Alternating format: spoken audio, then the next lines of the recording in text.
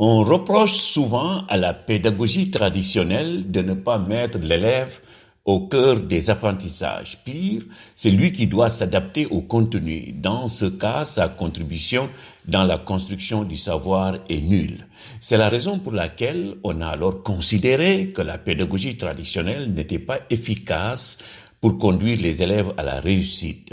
Vint alors la pédagogie nouvelle dont Rousseau est l'inspirateur.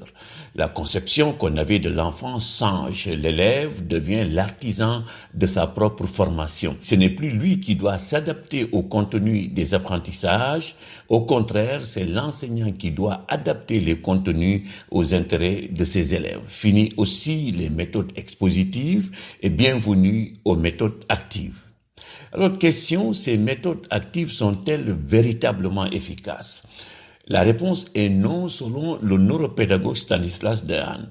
La théorie est séduisante, dit-il, mais hélas, toute une série d'études étagées sur plusieurs dizaines d'années démontre que la plus-value pédagogique de ces idées est proche de zéro. L'auteur d'ajouter, laissés à eux-mêmes, les enfants éprouvent les plus grandes difficultés à découvrir les règles qui gouvernent un domaine et ils apprennent beaucoup moins bien, voire pas du tout. Alors, plusieurs spécialistes de l'éducation conseillent de ne pas tourner définitivement le dos à la pédagogie traditionnelle. Certes, l'apprenant doit être actif, mais cela ne veut pas dire que l'enseignant doit renoncer à la démonstration.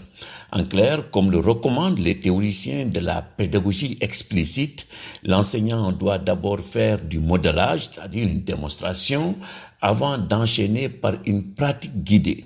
Il terminera par une pratique autonome par les élèves. Le principal enseignement à tirer de ce débat est que pour être efficace, l'enseignant ne doit pas poser des cloisons entre les différentes méthodes pédagogiques.